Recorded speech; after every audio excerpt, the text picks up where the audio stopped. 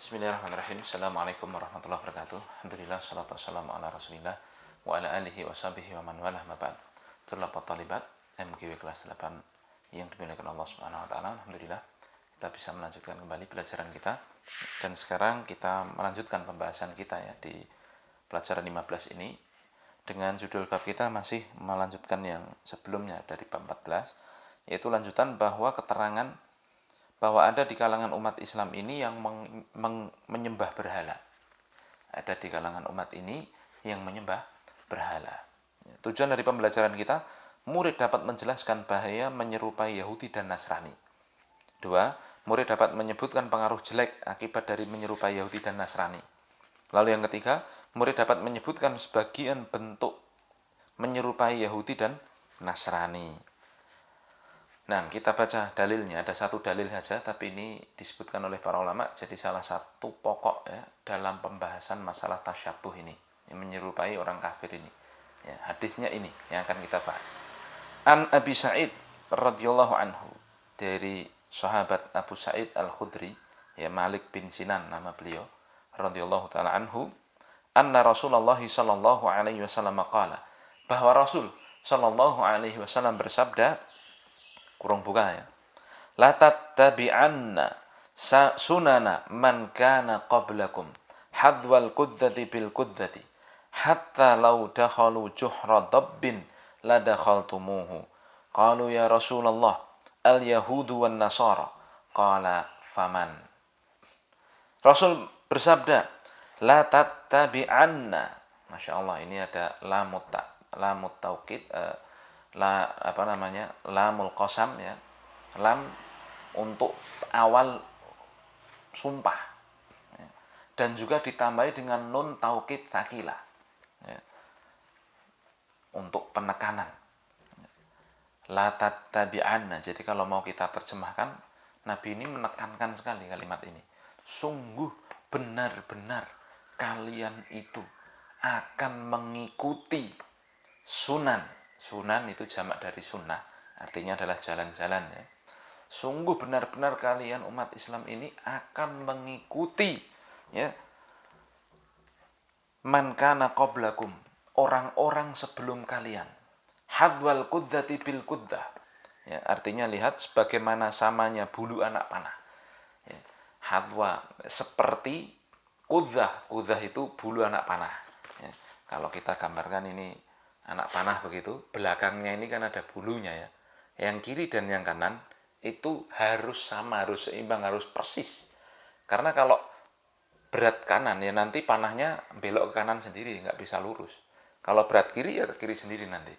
Nah, kalian tuh akan mengikuti umat sebelum kalian sampai persisnya bulu anak panah ini.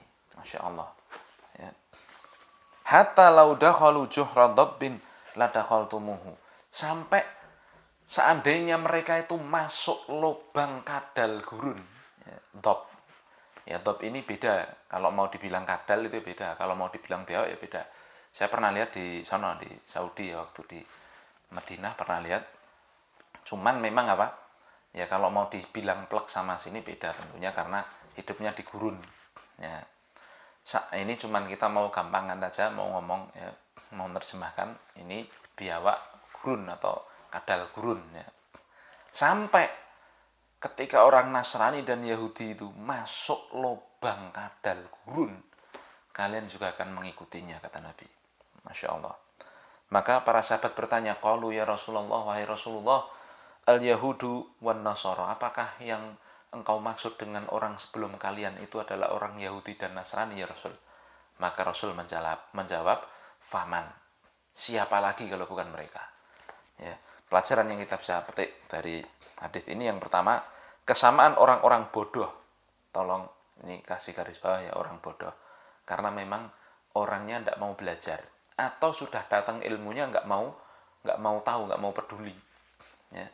Maka di sini ya, kita bahas kesamaan antara orang-orang bodoh dari kalangan umat ini dengan ahlul kitab. Jadi bukan kita kemudian membodoh-bodohkan orang, bukan. Tapi yang jadi masalah orangnya itu nggak mau pintar gitu loh. Al-Qur'annya ada, hadisnya ada, Sahih Bukhari, Sahih Muslim, dan sekian banyak kitab ada, tapi tidak mau pintar, tidak mau belajar. ya akhirnya jadi orang bodoh. Dalam urusan dunia aja banyak kan yang mengakui orang nggak bisa ini, orang nggak bisa matematika, orang nggak bisa bahasa Inggris, itu nyantai-nyantai aja. Tetapi kadang kok kalau diomongkan agama ini bodoh itu kadang tersinggung. Ini yang unik ya di masyarakat itu, di umat Islam itu, karena brainwash-nya orang-orang Eropa, orang-orang Nasrani dan Yahudi. Ya, yang kita omongkan ini bukan membodohkan orang, paham ya? Nanti jangan-jangan video ini disebutkan, wah ustadznya bodoh-bodoh ke wong Islam. Bukan maksudnya. Oh, kitabnya banyak loh. Kalau orang mau belajar ya pintar. Pengajian begitu banyak. Kalau orang mau dengerin ya pintar. Tapi sayangnya umat Islam ini banyak yang tertipu tadi. Lah maka di sini dikatakan orang bodoh gitu loh. Paham ya? Bukan kita membodoh-bodohkan orang. Maka orang Islam yang bodoh di sini ya, ini sama ya dengan ahlul kitab. Lihat kelakuannya itu sama. Nah, kita akan baca dulu. Nabi SAW bersumpah bahwa umat ini akan mengikuti jalannya Yahudi dan Nasrani. Ya, beliau bersabda la tattabi'anna, sumpahnya dengan lam dan nun taukid hakilah itu ya. Sungguh kalian benar-benar akan mengikuti sunana man kana qablakum, jalan-jalan orang-orang sebelum kalian. Nah, ini Nabi mengabarkan sendiri, kalian tuh akan mengikuti plek jalan orang-orang Yahudi dan Nasrani. Kapan bisa ngikuti itu? Kapan terjerumus ngikutin itu? Kalau bodoh gitu loh. Kalau tidak mau belajar, kalian akan mengikuti jalan-jalan mereka. Ya, umat ini mengikuti jalannya Yahudi dan Nasrani sampai menyerupai dan menyamai mereka. Ya, bahkan kata Nabi di sini seperti samanya bulu panah yang ada pada anak panah belakangnya tadi itu, sampai persis seperti itu. Dan tidak ditinggalkan satupun dari apa yang dikerjakan oleh orang Yahudi dan Nasrani kecuali umat Islam ini juga mengerjakannya. Waliyadzubillah. Sampai beliau menggambarkan seandainya mereka masuk ke lubang dop, lubang kadal gurun tadi itu, ya, kadrun itu, ya, pasti umat ini juga akan mengikutinya. Ya, Masya Allah. Hal ini karena kuatnya umat ini dalam menempuh jalan orang-orang yang sebelumnya. Sungguh Nabi SAW telah menggambarkan dengan lubang binatang dop yang sangat sempit dan berliku untuk menegaskan betapa sempurnanya umat ini dalam mengikuti mereka. Ya. Hadits ini menunjukkan bahwa apa yang dilakukan oleh ahli kitab dari perkara yang dicela oleh Allah pasti juga dikerjakan oleh umat Islam. Melu-melu, ya. Nah, dikerjakan oleh orang-orang bodoh dari kalangan umat Islam ini, waliyadzubillah, ya. Dan ini berarti larangan untuk mengikuti Yahudi dan Nasrani, ya. Sungguh telah terjadi apa yang dikabarkan oleh Nabi SAW, dan ini merupakan salah satu tanda kenabian dan mukjizat dari Nabi SAW. Jadi pelajaran pertama ini intinya ada dua, ya. Yang pertama, Nabi itu mengabarkan bahwa orang-orang bodoh di kalangan umat Islam ini, ya, akan ngikuti orang Yahudi dan Nasrani persis. Apapun yang mereka kerjakan akan mereka kerjakan. Ya, dan ini benar-benar terjadi kan? Kita ambil contoh dari lifestyle aja. Ya. Nabi SAW ya, memerintahkan kita, ini contoh gampangnya ya, untuk berpakaian yang longgar, yang tidak membentuk aurat, ya, untuk memelihara jenggot, ya, memotong kumisnya, ya. Nah, lalu tegur sapa dengan salam dan sebagainya. Ya. Tapi ternyata banyak umat Islam yang karena minder dengan agamanya. Lah kok bisa minder? Karena mereka nggak pernah belajar agama Islam, nggak pernah ngamalin agama Islamnya, atau jauh dari agama Islam. Ya. Akhirnya mereka lifestyle-nya itu bukan lifestyle orang Islam. Ya pakaiannya wes ya. Bahkan kalau zaman sekarang ini suruh ngikutin ala umat Islam kadang minder. Ya. Tapi kalau suruh ngikutin ala bintang Korea, pakaiannya yang gilani seperti itu, pakai jin yang laki-laki, pakai kayak gitu, yang perempuan juga waliyadzubillah kayak gitu, itu biasa aja, nggak ada yang salah kata mereka. Tapi kalau pakai pakaian yang Islami malah dicap radikal lah, dicap inilah, dicap itulah. Ini Dari umat Islam sendiri itu yang ngomong. Nah, ini betapa menunjukkannya, menunjukkan betapa umat Islam itu Masya Allah jauh dari agamanya. Ini kita bilang kebanyakannya kan seperti itu ya. Bahkan kadang sangat lucu ya, di masyarakat yang terjadi itu kadang ada anak yang baik-baik ya, hafalan Al-Qur'annya baik ya, pakaiannya baik, ini malah dicurigai. Tapi kalau ada anak yang tatoan sawah tindian apa kabeh wis ben wayahe cah nom, kadang begitu. Ini kenapa ya, kita sabar umat Islam ini yang sudah, kalau bahasane wong Jawa kan sing waras ngalah jare ngono. Jadi ya wis sing paham, sing pinter, sing berusaha golek pahala, iki sing sabar. Jangan sampai terpancing emosi kemudian mancing keributan di masyarakat, jangan ya. Tapi kita ajari, kita tarik, kita ini ya.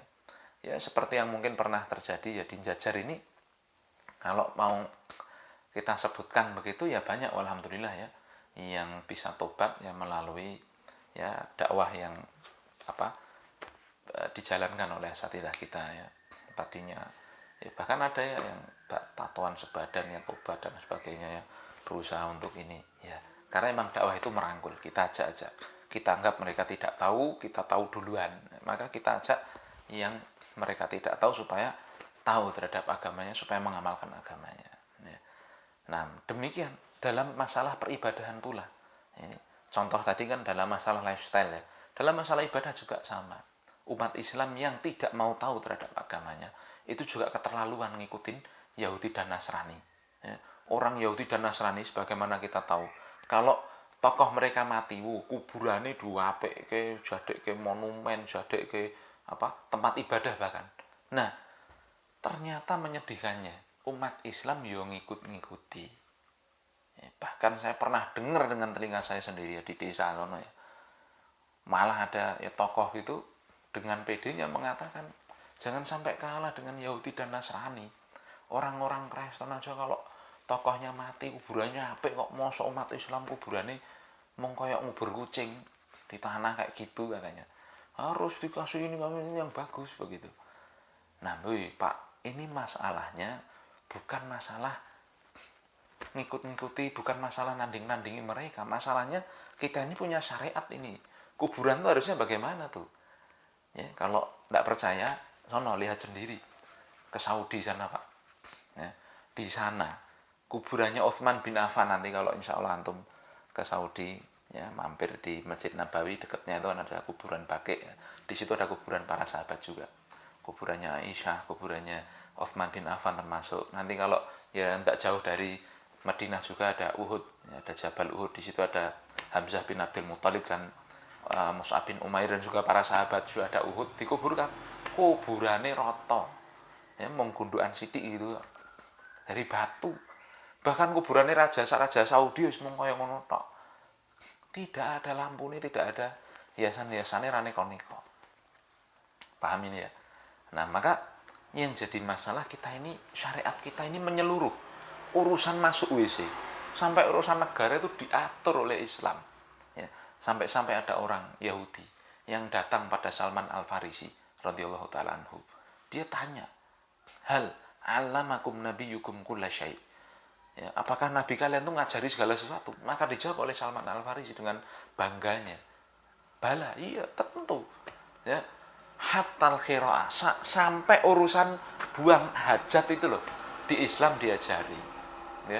Maka jangan minder terhadap syariat Islam, harus kita jalankan.